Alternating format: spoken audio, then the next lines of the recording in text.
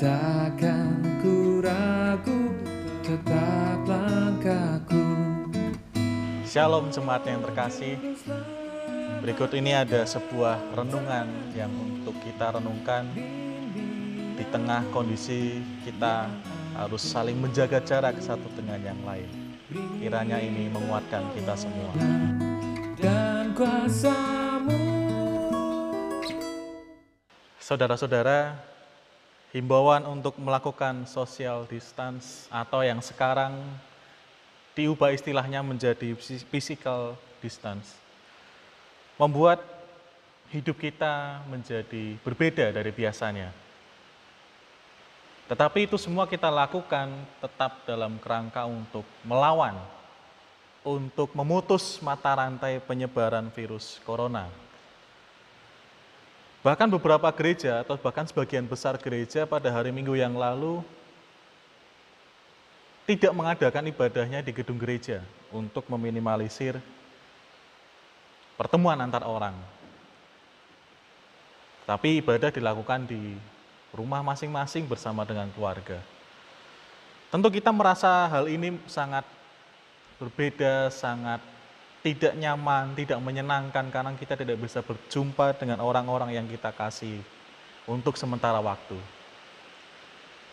Tetapi ini adalah satu kebaikan yang harus kita lakukan meskipun kita merasa tidak senang atau tidak nyaman dengan hal ini. Firman Tuhan di dalam surat Filipi 2 ayat yang ketiga B sampai 4 ditulis demikian. Sebaliknya hendaklah dengan rendah hati yang seorang menganggap yang lain lebih utama daripada dirinya sendiri. Dan janganlah tiap-tiap orang hanya memperhatikan kepentingannya sendiri, tetapi kepentingan orang lain juga.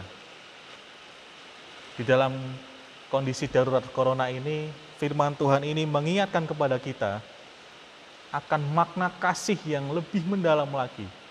Kasih yang tidak mementingkan diri sendiri, bahkan kasih yang mengutamakan orang lain.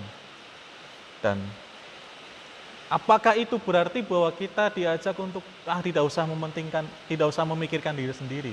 Sama sekali tidak. Diri sendiri tetap kita perhatikan, tetapi kepentingan orang lain pun harus kita utamakan. Karena itulah wujud nyata bahwa kita bukan orang yang egois, tidak mementingkan diri sendiri.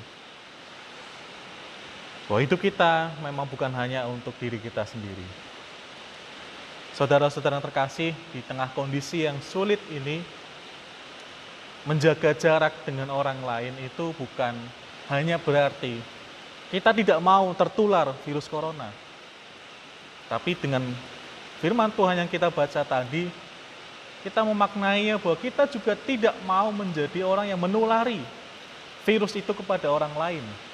Karena apa? Karena kita mengasihi mereka, karena kita mengutamakan mereka, sehingga kita mematuhi untuk menjaga jarak dengan orang lain untuk sementara waktu.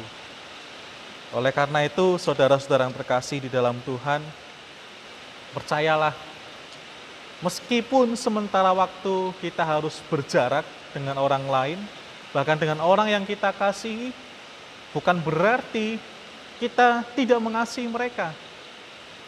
Sebaliknya, itu justru wujud bahwa kita sungguh-sungguh mengasihi mereka dan mengutamakan mereka.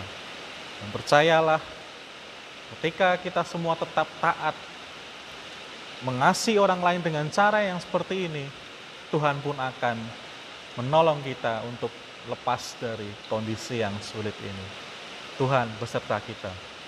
Amin. Beri pertolongan dan kuasa